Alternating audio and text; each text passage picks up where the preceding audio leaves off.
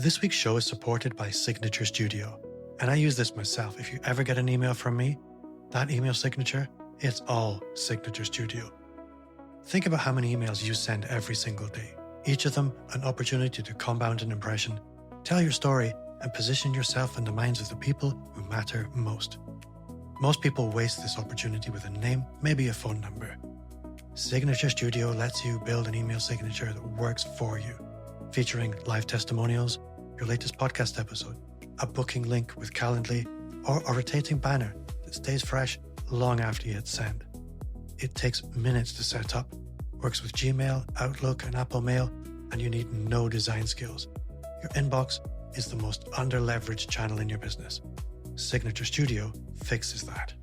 Start building for free today at signaturestudio.me.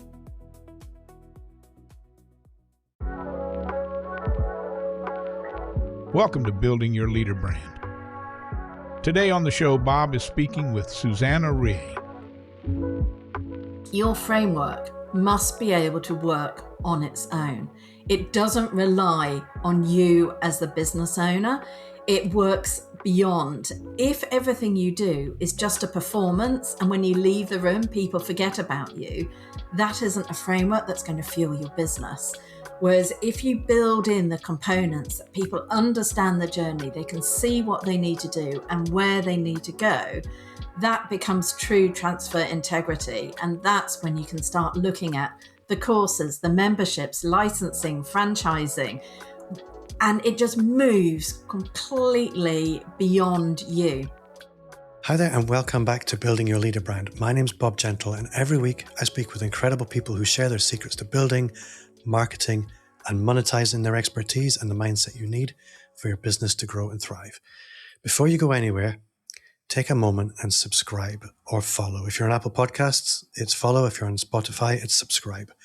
That way you won't miss a single thing and my numbers will continue to climb, which is honestly the best thing that can happen in the universe. It's good for everyone. Similarly, if you enjoy shows like this, you will love the Personal Brand Business Roadmap. 50 pages of everything you need to start, scale, or fix your expert business. 100% free as a gift from me. So, everybody who knows me knows that I have a fetish for a framework. Frameworks foster freedom. You do your thinking once, you codify it, you never forget it. And other people can enjoy it and they can champion it. There's so many reasons why frameworks are awesome. And to help me play in the framework paddling pool today is the crown princess of the framework, the very fancy Susanna Reay. Susanna, welcome to the show.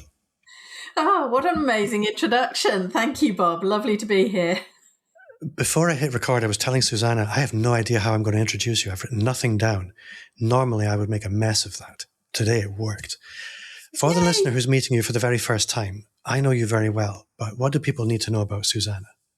Oh, what do people need to know about me? Well, yes, I am passionate about frameworks, specifically visual frameworks. And this has come from living and working around the world globally, across cultures, with many different people, and equally attending probably far too many conferences, listening to far too many other speakers and experts, and seeing the moment when things land is when we see it visually, that it puts that imprint in people's head. And my background started with, well, I've always been a creative. I've always drawn. Back in my school days, if I look back to my history books, trying to understand all those complex dates and everything, I was drawing a framework to make like the Battle of Hastings make sense to me. And it took quite a long time and quite a circular voyage as well when I was working in design. I've been working in marketing and business coaching, but to come around into this space and realize that framework thinking, which is my trademark term, is the center of everything that happens. But that has come from this lifetime of learning, watching, exploring, developing with fellow business owners. And that sort of created my passion. And when people go, so yeah, you're a designer, I went to art school, I went to business school, I've covered so many things that I think many business owners do. Many of us have come from really varied backgrounds, and a framework helps you pull it all together into one. So that's where my passion is, and happy to explore where you wish to go with that, Bob. Well, I think there are probably people listening who know exactly what you mean by a visual framework. And then there will be other people who don't quite understand what you mean.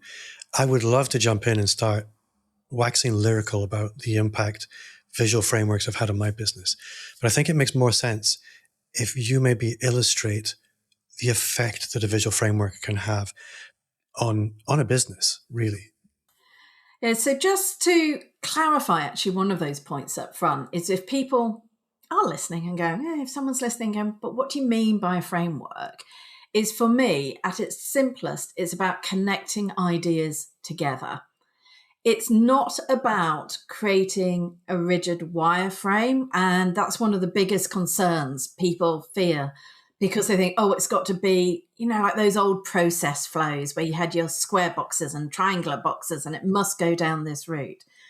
So for me, the effect of connecting your ideas into your business and showing it visually is that your audience understands what you do, what you cover at a glance. And the impact this has, particularly if you're then wanting to go onto stages, write books, create courses or memberships, is it gives you really important boundaries as well as to where to stay for what you cover. And it's a bit like a great tourist map that it shows you exactly where you're going, where you want to go, and you'll get there fast because you're not being distracted by the things around. So the impact on the business is massive for the business owner because it keeps them on track and on target, because many of us love going down those procrastinating side quests, but it keeps us centered in our work. But most importantly, it keeps your audience understanding what you do, who it's for, and therefore your message is so much clearer because everything you do out of your framework, whether that is your marketing, your sales, your offers, everything comes from that as the foundational piece. Some people come across this just by chance, and they're the lucky ones. Most of us need to do the excavation work to uncover it. And I say excavation because we don't invent this for our business. It's based on your real expertise and your real experience that you're already doing with your clients. The listener will have heard me mention the personal brand business roadmap at the beginning. Mm-hmm. And this is what I would call my flagship framework. And I have a funny story to tell you about it. So the personal brand business roadmap, it has 5 stages. The first stage is the foundations. And on that stage is you need to codify some kind of framework. Now, I'm not going to go into the personal brand business roadmap, or I need to become accustomed to calling it the leader brand business framework. But whenever I've been on a call with somebody, I've always led with that because it's a great way of illustrating the whole. And I'm not embarrassed to say, as a sales tool, it's incredibly effective because consistently, and so when I'm on a sales call, I make a point of not really qualifying people too much because I like doing them. I like giving people value in these, and I'll happily spend a lot of time with anybody. But I was on a call with the ideal client about a month ago. And I've been finding increasingly over the last 6 months, I've been a little bit embarrassed about it because it just looks a little bit Fisher-Price. I look at the design and think, oh my goodness, it doesn't really fit the senior leader or people higher up the value ladder. And so I was on a call with this guy and I didn't pull it out. And I started having a conversation about features and benefits. And he couldn't have been more ideal. But I didn't see the light going in his eye at any point. And then at the end of the call, could you send me a proposal? And then 4 days later, I got an email saying, I don't think you're a good fit. And I thought, what? But you're wrong. You're completely wrong. And it was my fault. What I've taken away from that, I spent a lot of soul searching afterwards, and now it's all redesigned and beautiful. But I was speaking to his head, and the visual side of the framework speaks to a completely different part of the human being. It's the imaginative, creative part that needs to visualize what this journey looks like. It's the tourist map, like you described. And I bit the bullet and redesigned it. But what I take away from that is, if you want enlistment from people at a fundamental level, if you want people to really buy into what you have as a vision, appealing to their head is the wrong place. You really need to appeal to the whole person. And I think this is why frameworks are so important. There's a load more reasons that we will talk about, but they just talk to a different part of the brain, which most people neglect, which is a huge opportunity. Yeah. There is so much research in neuroscience behind the impact of visuals on our brains, because it does go straight down to the heart. And it's not only about that head and heart connection. And I love when you were saying, well, it was a bit cartoonish, but I'm like, everyone's human. Just because they're a CEO or a leader, it doesn't mean they don't appreciate a cartoon feel as well. That I think sometimes, and this is why the tagline actually of my book, Framework Thinking, is sketch, scale, be sought. Because it's the sketching element of showing that you're working with those base ideas. And when the neuroscience backs up that when we see something, we remember it for longer, it's retained, it has greater impact.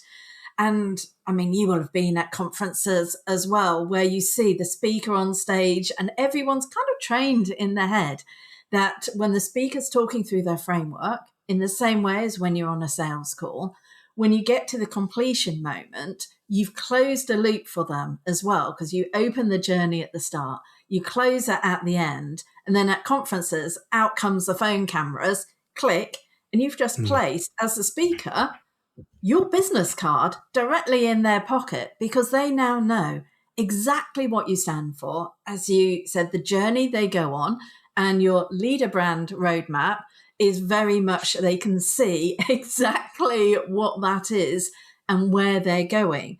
But there is an element that I always encourage everyone to keep your framework really simple. Don't overcomplex it. Don't make it too refined, because people like to see there's also space to push some boundaries. And like any template, I think they're there to be broken. So you have your framework that gives you the overview, but I don't see it as a rigid box. Normally, it's more like, the analogy I love to use is an umbrella. That with an umbrella, you've got the central shaft, the spine, which is the core of your understanding and your premise. And then you've got the spokes, which is brought together by a fabric that holds it in a certain structure. And this is like your framework, but then you might use it in different circumstances. So you might use it in the rain to protect you from the water, or you might take an umbrella to the beach and protect it from the sun and angle it in a certain way. So within your framework, it's really important to have these different elements that depend on who you're speaking to. You might shine a light on a different element dependent on your audience at the time. But it means as a business owner, you are that full umbrella. You're covering it all. And that helps you stay contained, still in your boundaries, but have different aspects. So you can lean into different aspects of you at different times.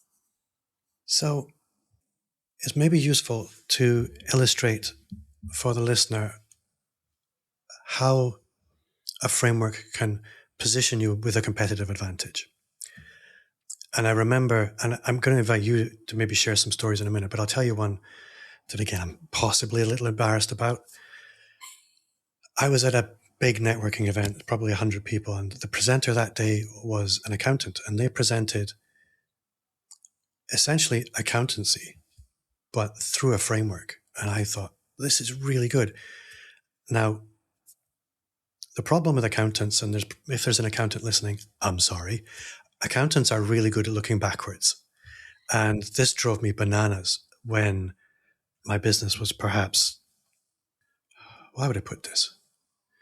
Maybe not thriving as it was. And it drove me nuts that on paper, my business seemed to be doing well. And I would go into the accountant and they would say, oh, you had a good year, you made a good profit. And I'm thinking, where? Where is this profit? Because I haven't been paid. Accountants great at looking in the rearview mirror, but this accountant was presenting their business through the lens of a framework so that I could see, I understand how this accountant's going to work differently with me. It wasn't any different, but I bought into the framework. Now, if the service had paralleled that, it would have been extraordinary, but they did a great sales job. There's a question of the business needs to live up to the framework, and the framework needs to be a true representation and not a marketing tool. But I'd love to hear from you about how frameworks have provided that point of difference and perhaps also become the engine in a business that wasn't there before. Yeah, and I think what you're shining a light on there is the fact that some people see frameworks as a bit of a buzzword, particularly if they've worked with speaker coaches. Sorry, apologies if you're one of these who just says, oh, you need an acronym that goes with your industry to put it out there. So if someone's in sales, they might go, oh, I'm going to have my sales framework. And then they try and force in something to begin with SALES. And then you're like, there's 2 S's in there. Does that work? Does it now need to become sale? And they're trying to invent and create. I would like every listener instead is for a framework to become the engine of your business. It does need to be based on evidence, the impact evidence you have with clients already. I'm a huge fan of if an acronym works, fine. But that is like the icing on the cake at the end of the day when we've uncovered everything. And there's 4 elements to framework thinking that really make the framework become that engine for your business. The first is impact detection. You need to know what's already happening because your framework becomes the fuel for your business when you're amplifying what you're already doing well with your clients. So when you can highlight and see those patterns in your business, then that is really important. So that's impact detection. The second, which I've touched on already slightly, is boundary setting. And that is understanding where you want to stay focused and who your side strategic partners are. Most of us in business will have a core function, and then there will be people we want to hand things across to or over to. So again, if you're keeping your fuel centered on where you've got the most power, it becomes very powerful to your business. The third is visual recognition. And as you just mentioned, you recently upgraded the visuals as you've been developing leader brand and who you're speaking to, because it needs to align to both your brand and your audience. And when people see your framework, they want to know instinctively that belongs to that person. It doesn't belong to anyone else. So we do weave the branding in. But most importantly, and in fact, the framework thinking 4 elements, I'm going to share this. I could hold it up. And in fact, I will for those who might be on camera, because at the center, framework thinking is based in a large triangle, equilateral triangle, 4 smaller triangles. And in the center, the central triangle is transfer integrity. And it sits at the center of framework thinking because ultimately, to really fuel your business, your framework must be able to work on its own. It doesn't rely on you as the business owner. It works beyond. If everything you do is just a performance and when you leave the room, people forget about you, that isn't a framework that's going to fuel your business. Whereas if you build in the components that people understand the journey, they can see what they need to do and where they need to go, that becomes true transfer integrity. And that's when you can start looking at the courses, the memberships, licensing, franchising, and it just moves completely beyond you. That makes perfect sense. I think the thing that I recognize in a great framework, and you touched on this, is it is inherently, there is an inherent obvious truth to it. There's a completeness to it. And I think what you described as the boundary setting, I struggled with this for a very long time. I'm the kind of person who struggles with, I need a unified theory of everything. And this held me back for years. So what I ended up with now is I have the top level framework, but within this, there are all kinds of nested frameworks that I will use for very specific things that I want to illustrate. For me, that was really quite liberating. What would be useful, I think, is, and I think your book is a great resource for this. If anybody's thinking, how on earth do I do this? If you just go and Google framework ideas, it's probably unhelpful because you'll get a very narrow view. With Susanna's book, there are so many examples of frameworks to inspire you. It's really, really, really useful. But one warning I would offer, and you may build on this, you mentioned the word sketch. And something I paid attention to in the beginning with my framework, and I continue to, is that if you think about how an artist works, they begin with a small sketch. It's wrong. It's just an idea. It's the corner of an idea. And it lives, if you watch an artist work, it lives in their physical environment. And I think that's important. If you just have this as a Canva thing, it's not working on your subconscious in the background. And so if I do something in Canva, I'll print it and I'll leave it lying around for a while. And then over time, the idea emerges, and allowing it to emerge rather than forcing it to happen in one sitting. I think that's an important part of the process. Obviously, as the framework ambassador, you probably codified and structured this a lot more. So if people are thinking, I want to begin working on a framework, how would you advise them move through that? Starting with your framework in the way, like an artist, and I am an artist, I went to art school, and design thinking, which was a term qualified by IDEO in the early 90s. And it was funny when I started hearing about it, I was like, oh, this is what I've always done as a designer, is you do start with brainstorming everything. And I'm a massive fan of large pieces of paper and the pen and paper as well in the physical space. Because what I see with many business owners, you need to put down everything that is going on in your head. And that's going to take more than a small piece of paper, more than an A4 piece of paper. It's going to get big. You can start taping pieces of paper together if you don't naturally own large paper like I do, because I'm a huge fan of large paper and lots of coloured pens. And the way to get started is to download everything, but looking at those impact moments. And this is where I say as well, get lots of colors. So if you're thinking this belongs with this item, start color coding your work so you can see how it pulls together. Because ultimately, with a framework, for it to be really effective, it will reduce to under 5 significant phases or places, because the human brain, we can't remember more than 5 easily. And this is where I've got my Spark process that inside the book takes you through these steps. And yes, there's actionable activities. In fact, I've had many people since I launched say, oh yeah, no, I started reading it. I wanted to leave a review, but then I started doing the exercises and now I'm going through it and I'm waiting till I get further along, because the book will take you through these 5 steps, which first of all is looking at yourself. So it's my Spark process. It is an acronym in this. It just happened to land that way as it finally went through about 5 years of iterations. And this is what I want to make clear as well, is developing your framework, your signature framework, or as I call it, your authority framework, because it's the one that really projects your authority. it doesn't come overnight.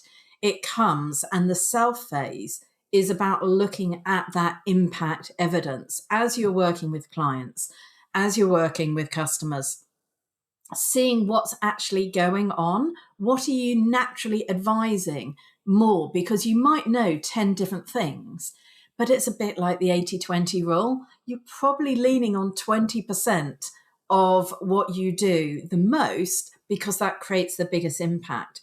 So that's what we then want to start drawing out. Once you've started seeing that impact, the next and really important phase that many people forget when they're looking at frameworks is your premise. This is the P in the Spark process. And by premise, I mean, what is your unique service premise? So this is something that drives you. It's probably a frustration in your industry that you're seeing other people talk about and you're going, but that's not right, because you've got the evidence behind you. Evidence is really important here. So you can be confidently sharing what your premise is. And a great premise disrupts your industry a bit. You're sort of making yourself that bit more Marmite, in the sense of, if people are listening, what's Marmite? It's a British spread that's based on yeast. Very strong tasting. People love it or hate it. But I always say, don't try it like jam. It's not a jam. So we want to encourage that and bring it forward. So you've got to think about, what is it that I'm seeing? And an example here for myself, having spent the last almost 25 years now watching entrepreneurs and business owners grow their business. And for the first 10 years, people were following a more traditional route, and then personal branding came in. And then there was a huge sway in the business community that it was all about visibility, build a massive audience, because social media hit the scene. And it was all like, you've got to be there, here, everywhere at once. But then I saw that same sector of business owners go into burnout. And what I realized was the difference between those that made it and those that didn't. They had a framework that they had based their visibility on, because visibility without the framework. So my premise is framework first, visibility second. And Bob, absolutely, I know on your roadmap, you've got it in that foundational phase, because if you're building without that, you can be gone. You're an influencer. You're not a business owner, is really where you are at that point. I think what I certainly find is it gives you this anchor. And something I see a lot is when somebody doesn't have a framework, they're just smart. And I have specific people if you're listening, it's not you, but AI experts, for example, emerge very quickly. And then a few months ago, they were a crypto expert and a blockchain expert. And then a few months before that, they were something else and something else. It's whatever is the zeitgeist. They seem to be all over. If they had one thing that they were known for and they really went deep and they showed their workings and they had a clear point of difference, and more importantly, they had a method that was externalized, that they could champion more confidently, but other people could champion on their behalf. They wouldn't have needed to blow with the wind, but they would also have been pinned down. I don't know if I'm really articulating myself very clearly, but what I do know is you're absolutely right. If you can anchor your value visually for people in a way that they can believe in completely, and that they could, if they wanted to, take your value away and work with it without you being present, now you have something. Whether that's your roadmap expressed or your framework expressed in a one-page PDF, it could be that. It could be an entire book. It doesn't really matter. If your value depends on you delivering one-to-one creatively from zero every single time, burnout's inevitable. And I think this is another huge benefit to me of having a roadmap, is my thinking is codified once. the decision fatigue, the creativity fatigue is eliminated, because I don't need to work out how to organize an orchestra every day. I've done that once. So I just rock up and I decide, well, what music are we playing? Who are we playing it for? And that's a completely different thing. So my ability to be rapidly effective for people is significantly enhanced. I'm not really speaking to your point, but I think I kind of am, if that makes sense. No, it is. And this is why in my Spark process, the A in the middle is the art. And I wanted to start and share with the self and the premise, because if you're not underscoring what you're doing with your evidence and then creating that toolkit and seeing what it is, it's impossible to do the art element, which is actually visualizing your thinking. And I see a lot of very flimsy flimsy frameworks out in the world that it's very clear to me they haven't done that base work behind it, because that is the difference between a framework that really will fuel your business and help you direct every day to one that is just created. But at the end of the day as well, for me, a framework, we actually want it to get it down that you can sketch it out simply on something as small as a 3x3-inch sticky note, because it needs to be that higher level, your 5 phases, not the full roadmap, that belongs in a different place. We need for anyone to be able to understand, okay, where am I going and what does this look like? Because we want to simplify things. The human brain loves simplification. We love patterns as well. We're sort of born to recognize patterns. And only when we've then established what those patterns look like, and there's some really simple patterns I encourage people to start with in my book, and that's looking at things like those old school day Venn diagrams where everyone goes, oh, why do I need to know how many red, blue and green cars there are and what the intersections are? When we use that simple tool instead for your ideas, you can bring them together and see what happens at the intersections. Again, I've seen far too many presentations where someone is using a Venn, but they're ignoring the intersections.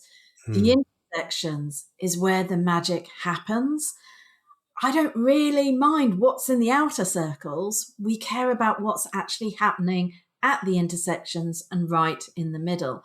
That's where it is. And there's other simple geometrics like the pyramid.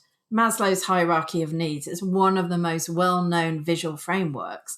And it stays in people's brains because they understand with a triangle, you start at the bottom, you move up, and you reach a mastery level in that space. And when we've started visualizing what that looks like, we're then creating that simplification that helps people understand where we're going. And only then, when you've done those foundational, which is going to the SPA, another advantage of Spark is the first 3 letters is self, premise, art, SPA. And I'm like, when you've taken your business to the SPA, you're understanding, you're refreshed, you're rejuvenated, you've got everything that you need. Only then do we move to the next stage, which is the R, which is reach. And that is looking at how can you embed your framework that you've created throughout your whole business ecosystem. This is across your website, in your socials, in all your offers, because it is the fuel that drives it forward. And lastly, K is actually kudos, because that's when you've gained the authority. And you can't actually control that. It's a bit like what's a brand? It's what other people say when you're not in the room. Kudos is when your authority comes back to you and you get that feedback from putting your thinking out in the world, and it is affecting other people. Just yesterday, I had a lady in Ukraine reach out to me on LinkedIn, and she said, I bought your book, and it's creating amazing differences in how I'm thinking, and I'm making endless notes. Thank you so much for creating it. That is kudos. It's coming back. I wasn't connected with this lady. I think she was a third connection on LinkedIn, but she'd created, well, now first connections, but she'd created that impact without me being in the room. And that's when kudos comes in. And there are ways we can help and encourage that to happen. But this is the final stage where I do encourage people. Once you know your framework is working, it's creating the impact, people are referring to it, you're getting known for it, that's the time to then look at writing your book about it, speaking on stages about it, and taking it to the wider market, and even licensing, franchising, if you're looking at the bigger picture. So what you've described, and I think particularly the kudos component, is experts can tell. And for me, that's been one of the most affirming things with the personal brand business roadmap, is people in the marketing industry giving me the feedback that it's awesome. People who I would never have imagined even sharing the same oxygen as. And that actually says something really important, that in a great framework, you have managed to isolate a truth and not created something that wasn't there. This is not trying to find an artifice. This is trying to uncover something, which brings me to, I think, the most obvious question. And it's, so when I did the personal brand business roadmap, leader brand business roadmap, it began with probably 2 packets of sticky notes on a wall over 6 months. And that was probably the culmination of several years worth of scratching my head. But these days, I don't know if I would have started that way. I'd probably have just said to Claude, I need a framework, which is probably, and when I work with clients, I'm hearing this a lot. Don't do it. Because what it'll do is create something that doesn't come from you. It doesn't actually reflect a truth. And it'll probably be way more complicated than you actually need it to be.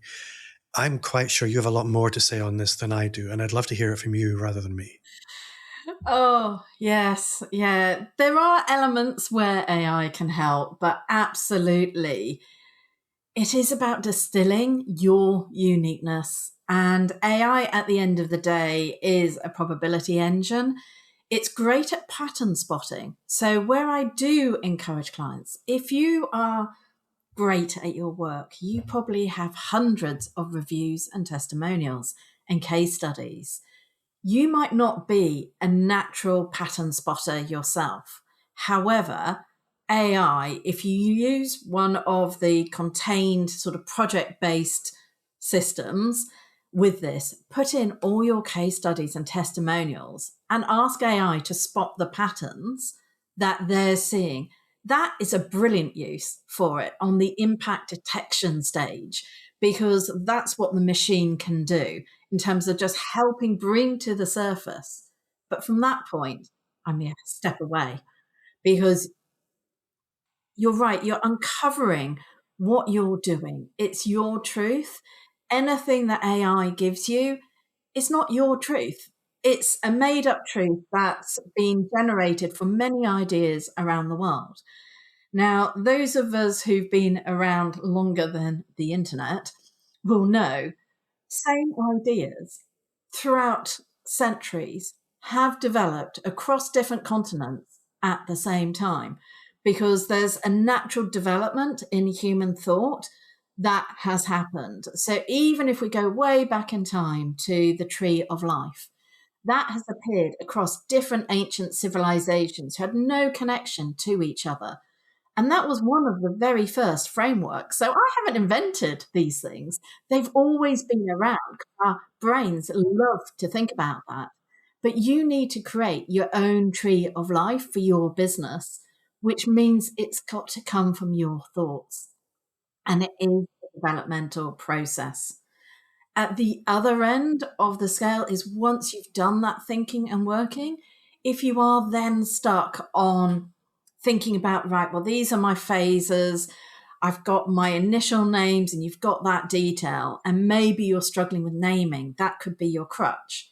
On that end of the scale, so like the top and tail, AI can be useful then on the naming because it knows all the words in your language and it will give you all those synonyms. I used to always go to synonym dictionaries pre-AI. Absolutely. I would go, oh, what are these words? And I'd spend my time looking at that and exploring. So there are ways it can fast track, but the important piece in the middle needs to come from you. And quite often I tell my clients, step away from Claude, step away from ChatGPT, because I can read and see it's not them and it loses their voice. No matter how well you've trained it, it still takes away that essence that's you. I think a lot of people possibly don't feel very creative, and Claude is a great crutch when you're not feeling creative. But I say this with 95% certainty that the majority of the classic frameworks, like the likes of Maslow's hierarchy of needs, a lot of blood, sweat, and tears went into earning the inspiration. Inspiration doesn't just come. There is no such thing as somebody who can just rock up with the right idea. We have to go through a little bit of pain in order to position ourselves for the inspiration. And it's a fairly predictable thing. But by doing the work, when it finally emerges, it's yours, it's true. And the energy this is possibly a little bit boo, but certainly when I use Claude to create a framework, it feels soulless and flat. When I actually put in the work, I am connected to it. I believe in it. I feel like it wants to belong in the world. It's a very different feeling. And I think that's really important. There's an element there I'd just love to pick up upon is what I see is, and I got asked this when I was running one of my masterclasses. They say, well, how do you know that AI's created the framework? And I was like, it's in you when you're delivering it because you're not energetically attached to it.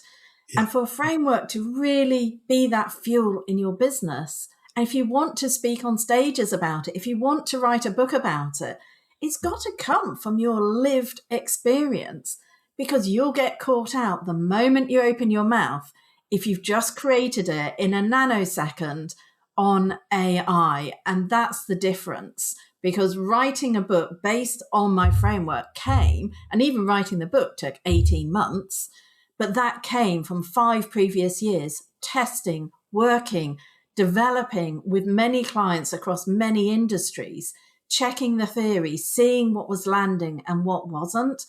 And this is why I kept the focus on very simple structures as well, because they were the things that created impact, that people could understand, they could implement. And it's that energetic connection to your work that makes all the difference when you're being asked to speak about it.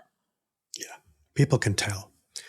So in the book, I'm quite sure there are lots of prompts for the people who may be feeling like they are lacking inspiration.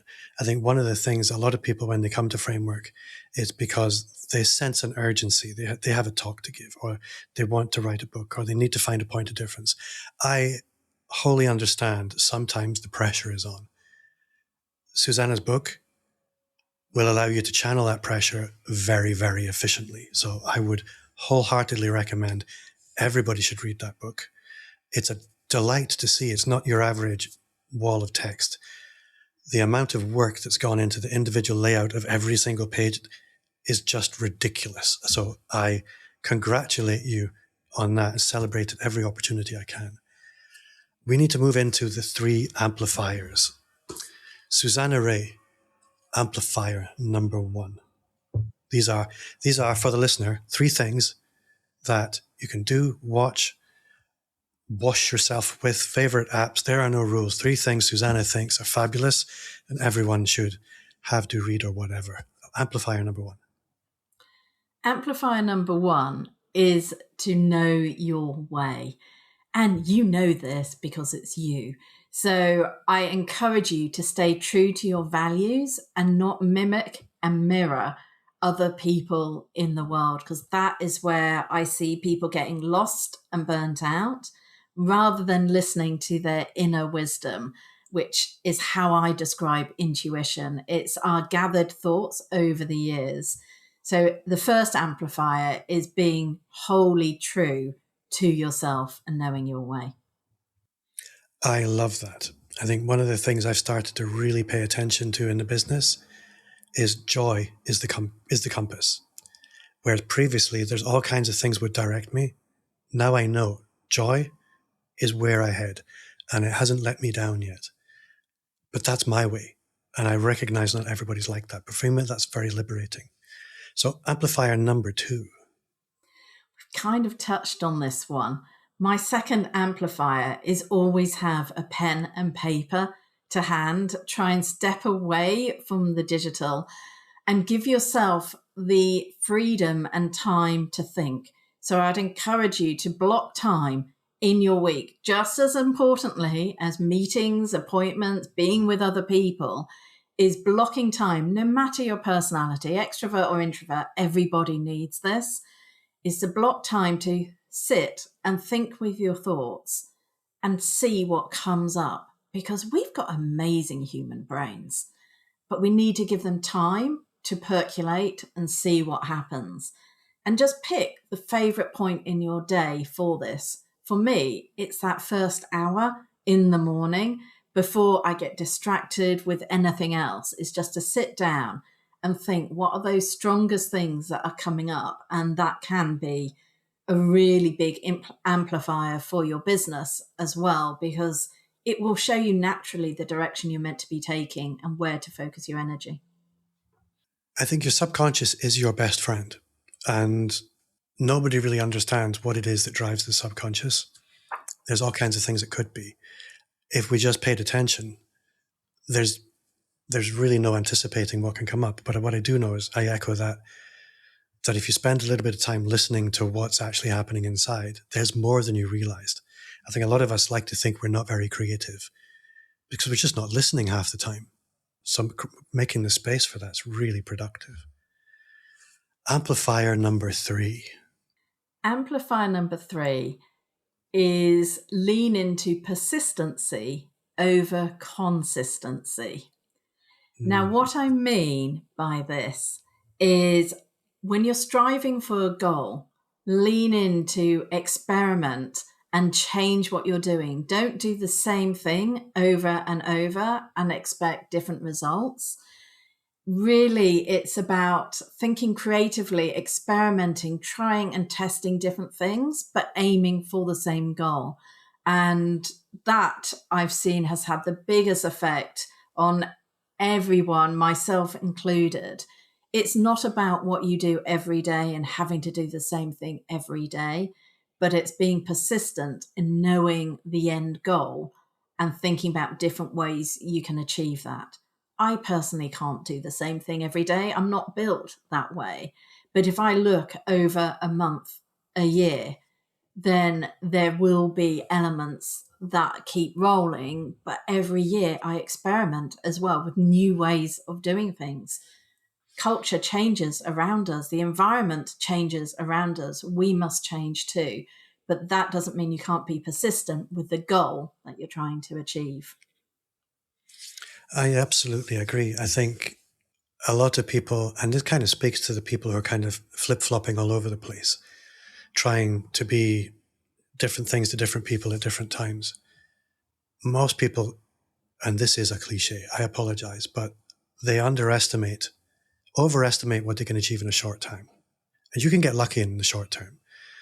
But the long term, or the medium to long term, is where the magic really happens. And like you said, persistence, it really, really pays. But also acknowledging that you probably are wrong a lot of the time. If you're the kind of person that thinks, I'm right, I have the right plan, oh my goodness, go home. That's one thing I'm guilty of this as well, thinking I've got the plan, I'm doing it right. But if I actually just listened to that and belligerently plowed ahead, I don't even know where to go with that. This has been so much fun. I am very grateful for this. I've learned a lot. I've had a lot of fun. I've got so much to think about. And I really hope you at home listening have as well. Susanna, if people want to get closer to you, if they need a bit more framework thinking in their life, how would you like them to connect with you? Do come and connect with me on LinkedIn. I love connecting with people on DMs. And I also encourage you to take my natural authority style quiz, which is the first step in the self process of framework thinking. It's a free assessment. It's under 3 minutes to take, and it will let you see how your natural style combines with framework thinking, because each technique is just slightly different dependent how you show up. Great fun to hang out with Susanna on the LinkedIn. If you have enjoyed this show today, again, I'll remind you, you will love the Leader Brand Business Roadmap. 50 pages of everything you need to start, scale, or fix your expert business. And again, before you go, reviews on Spotify and Apple Podcast are pure gold. You will make the very top of my awesome list if you do that. I'm also inviting listeners, if there's anyone you would like to challenge me to have on the show, scare me. I want to really stretch myself here. So please, your recommendations by LinkedIn DM, if you're not sure how to do it, is absolutely fine. Don't be shy. Thank you at home for listening. And Susanna, thank you for your time. You have been awesome. Thank you.